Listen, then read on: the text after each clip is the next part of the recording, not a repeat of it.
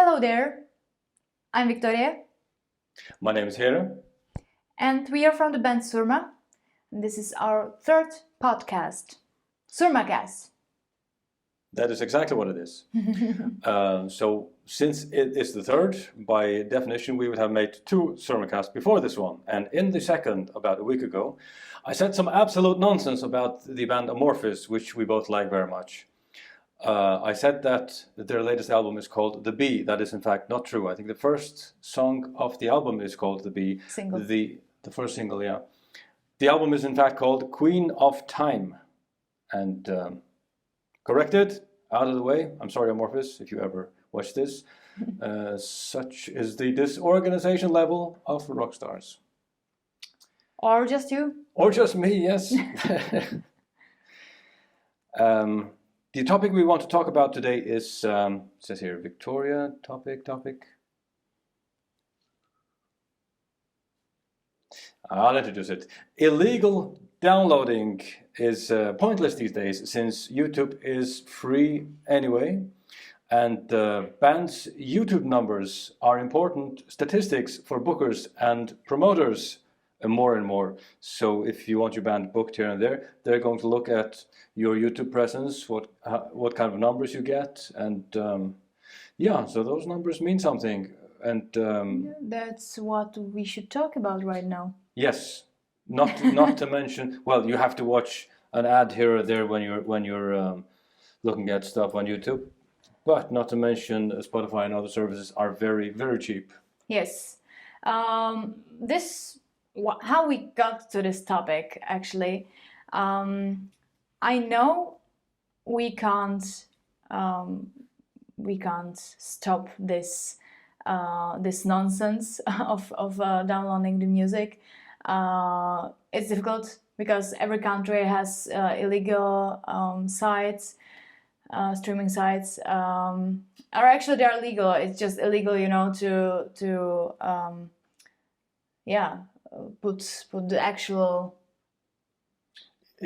files that I'm you not do really not sure. own. I mean, if the upload is illegal and the download is not illegal, I think, yeah, well, I'm not sure how is it in the law thing. I don't care about that actually right now. yeah. But the point is that I found the Surma album on one Czech, the most famous site, download site. Don't mention the name. No, I'm not mentioning the name. Anyway, even though the site is really cooperative, I reported it a few times and they put it down. But every time when they put it down, the person or other person downloaded it again. So it's like fighting against the wall, kind of. And, what just makes me think about that is, why is it necessary nowadays, exactly, when there are streams, possible streaming platforms for really little money, and I don't know, YouTubes, and everyone, really almost everyone has internet all the time. So why people have this thing that they want to download music without paying for it. What was even more shocking for me is when I wrote a post about it in Czech. Some musicians actually wrote below this post that they don't see this as a problem. And of course, I mean, maybe I'm being too dramatic. It's possible, but I kind of see like musicians do not really value the time and work when they say something like this. I'm sorry, I don't want to judge anyone. It's just this point of view what I have, because you just put so much energy, so much time into the music, into the creation, into the art. No one is really paying you for it while you're working on it. We really do everything without no money except some support from labels if band has that, which doesn't cover all the expenses. So I mean, it's better than nothing, but of course we are not going to buy house at Bahamas for it, for example. So Not yet. no.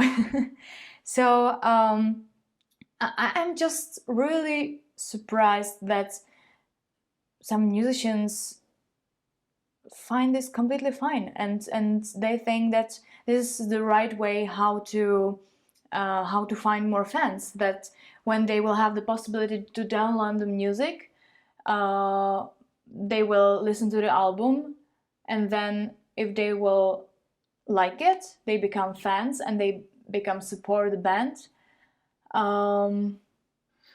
They start to support the band. That could be true, but then why not YouTube? I mean, it's legal, and there are the ads, but come on, they last 5 seconds each. That's And what I wonder. You know? Yeah, you'll be just as well off leaving your music on YouTube Exactly. and let the record label or the band upload it, because those are the important numbers. Yes, which lead us to another part of this topic is that's the point. Oh my goodness, I forgot to turn off my phone. Can you please? Sorry, that was my lovely sister. I will call her later. No, it was off. What? Never mind. Turn it to don't disturb. No, I have it on don't disturb. Anyway, so why do we recommend YouTube when we don't really have much money from it? We don't have much money from streaming anyway, but it's still better than just pointless download that has absolutely no benefits for an artist. As you mentioned before, the numbers of views or streams are quite important for bands, right? Yes, they are. There are probably thousands of illegal download sites, but there's one YouTube, and it's kind of the gold standard for things that are music and videos that are universally available. And you should. There are also people who upload stuff they don't own to YouTube, but you should rather watch the videos and music on the record label's website or the band's website. So the official one, because it really helps. Even getting our numbers up on our own website will help us in the long run. It will increase our views, and it will increase our subscribers, and we will have a better reach. And in the end, that's how you grow your whole brand in the long run. Yes. A lot of people are asking bands, please come to my country, please play at our place. And it's not really, of course we are not managing it. We have people, specialists who are creating tours and who are managing all the booking system, all the plans and tours and concerts and festivals. But this is so connected. I mean, if you wonder why some bands can't come to some countries, for example, the most common is for us South America, right? Yeah, Brazil. Yes. Well, if band has big numbers on YouTube and streams, and someone actually can see that the band grows, that the band has some listeners, then it's much easier for the band to get on places like that, because promoters would want to book this band much more than band that doesn't have any views, listens, obviously. That's how it works these days. So it's really connected. So if someone thinks that that downloading music, we aren't talking just about music, of course. Now it's about art in general. I mean, if you do not own the files, the art, and you just put it somewhere, that other people would download it. I'm not sure I'm saying it correctly. Download. Yeah, I just have some personal problem with that word. Anyway, if you think it's okay, it's not okay because it's just connected with other stuff, and it can again, I can be dramatic, but if I would overthink it, you can just harm the band, because the band would not go play in your oh, it's my computer actually, sorry, Here we go. in your countries. So that's my point. Yeah, you might. There's no benefit, or very little benefit, from the band that anything goes viral on an illegal website. No one's going to have access to those numbers, and that's not how it works. Anyway, Yes. that is hereby off our hearts. We had some comments on the last video, and Before we start with that, yes, if you don't mind, it would be lovely if you would write your opinion about this topic in the comments below, because I'm really interested. What do you think of it? Do you think that this is really how it works with fans, that you find some files on this download site, you listen to the band and you suddenly become a fan, and I don't know, I just, even when I say it just doesn't really work with me. But what do you think about it? yeah, that's a good question. You can. What's wrong with listening on YouTube? I think anyone can make their own playlists on YouTube as well. If you don't want to pay for Spotify, if you can afford it, that's fine, of course. But you can make a playlist on YouTube and listen to it there. Might be fine too. Yeah, there's just a lot of possibilities. Yeah, there I are. understand there are, of course, places people can't afford all the music, and they probably don't have internet possibilities like we do, which may be quite difficult. And in this case, I can understand, but I don't understand when I find it really on Czech sites. Yes. And I mean, sites like this. I mean, yeah. Spotify's here, YouTube's here, everything is here. Internet is cheap and good in Czechia. Yeah. If it were, I don't know, North Korea or Venezuela, maybe I'd understand. I don't know why. We would love to hear comments about that and questions in the section below here. Yes. Talking about comments, John Latch commented to Surmacast 2. Talking about classic metal, I listened a lot to Black Sabbath, saw them in concert too. That's one of the main classic heavy metal bands. Have you ever seen Black Sabbath live ever? No, never. Ozzy Osbourne? No. Me neither. I was about to see Ozzy once. It was at Roskilde Festival in Denmark, and they have these limited cheap day festivals, 1 day festival. I went all the way out there to see if they had one, and there wasn't one. And I could hear Ozzy in the background as I was leaving again, and some of my friends went in to watch Black Sabbath. So I was very close to seeing them, but I couldn't afford a full festival ticket just to see one show. It's not a metal festival, so there was practically nothing else I wanted to see. Yeah, okay. And if I could afford it, I probably would have paid it, but I simply didn't have the money. So I've never seen Black Sabbath. I've seen Iron Maiden a few times. I've seen Judas Priest twice.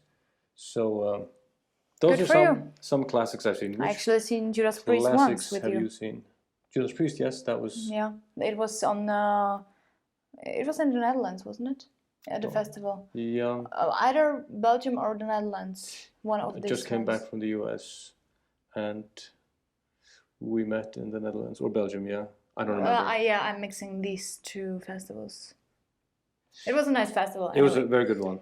Yeah, so I seen that. Well, my very, very first concert ever was Iron Maiden.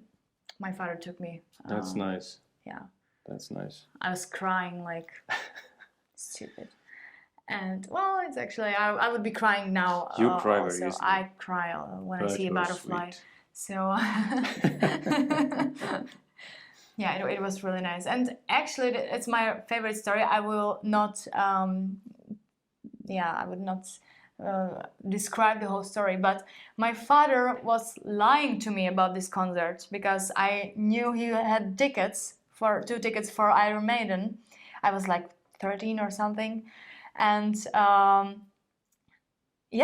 didn't know the date, and he was like, I'm going with friends. I'm going with friends to this concert. And I was like, very sad because we were listening to it with my dad a lot. And but I mean, I understood.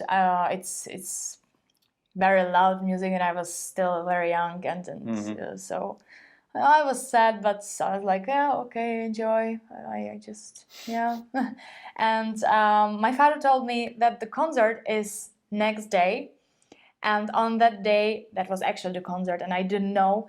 He said, yeah, okay, so let's drive to Prague. We were living in the forest back then, so driving to Prague always means something special, but I didn't connect it because he made up with my sister that I am going with my sister to the cinema that day. So he was like, yeah, so I will drive you to Prague, let's go to cinema. And I was like, yeah, what should I be wearing? And he was like, yeah, just something, not really, it's just a cinema, And so I really thought he's driving me to cinema with my sister. And then we entered the Prague place. And I was like, why is a lot of people here wearing the Iron Maiden t-shirts? Are they preparing for tomorrow's concert? He was like, yeah, they are preparing for tomorrow's concert. I was in front of the gate of the stadium and I still didn't get it. I was looking at all the people. I was like, it's weird they are so, gathered together here when the concert is tomorrow. And I just was so stupid. And then, of course, we went in front of the stadium and I seen the Iron Maiden sign and I started to cry completely. And yeah, it was lying. It was worth it because my reaction was unforgettable. I believe that. Which I'm crying now again. Stadium was it? I don't remember really. Never mind. I think maybe Eden actually, the one. I see. There's a good big one. Oh. I did with comments. I got the newest Amorphous while in Japan in 2018. It's a great band. It sure is. And you've been to Japan. I wonder what he was. Do you know what he was doing in Japan? What? Eddie was doing it in Japan in 18 on tour. I hope. Probably not. I don't know. Anyway, you ever been to Japan? You never took me anywhere except the Faroe Islands and Denmark. And 70 tons of metal. And I took you so many places. Never mind. Yeah. I was to Japan in, was it 18 or 19? We were playing there? I don't remember. It's it's a nice country. We only saw Tokyo, I think, yes. But I mean... I've got a cup. Amazing city. Very, very strange. Strangely clean for such a huge city. It's one of the biggest cities in the world, and it looks like remarkably clean and well kept. I've never seen anything like it. Okay. Another comment to the last one is by Mother Metalhead. Both of your shirts are super rad, and I believe I was wearing the Surma t-shirt, of which you are wearing the other one now, and you were wearing the Midgard bar t-shirt. Yeah. What kind of t-shirt is that? Why were you wearing it? Midgard? Yeah. Well, my friends has bar in in Prague, and because of the lockdown, they were closed and they were not able to, pay bills and everything. So they came with this awesome idea to make special design for the bar, and of course the bar is they are called Midgard bar, and they are they are a metal bar, and I really like them. They're it's a really nice atmosphere, and so they came with new design, and they started to sell t-shirts. So I've got one from them, and yeah, people really like the design. It's very nice. Yeah, it's a cool design. Talking about designs, how do you like our new merch? Yes, that is a very good point, because we're we are about to say. If you want to ask us a question or make a comment, you can do that below this video, or you can write to us at surmametalband@gmail.com. You can follow us on Instagram, Facebook and Twitter, where we are SurmaBand. You can listen on Amazon Music, Apple Music, Spotify or similar services. Please go to surma.band/merch if you want to get that one.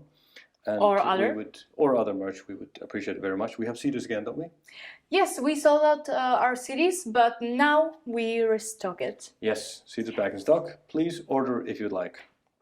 And you can track us on BandsInTown, direct link below. When that's useful when tours will become relevant. Yes, again. we have plenty of concerts written there upcoming. Where do we go tomorrow? Tomorrow we play in Berlin. Yeah, I thought in like You Alaska wish. or.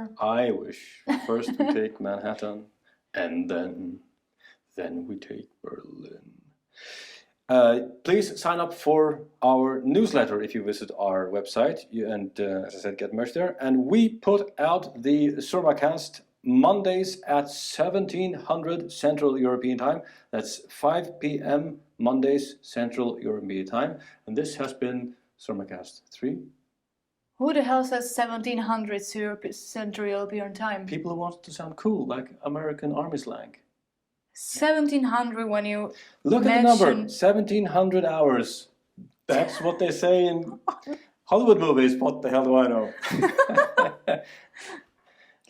Well, no, I'm speechless, sorry. So thank you so much I wish you were speechless. Go on. Thank you so much for watching, and see you next time. And we are really looking forward to your comments, because it's really nice to read it. Bye.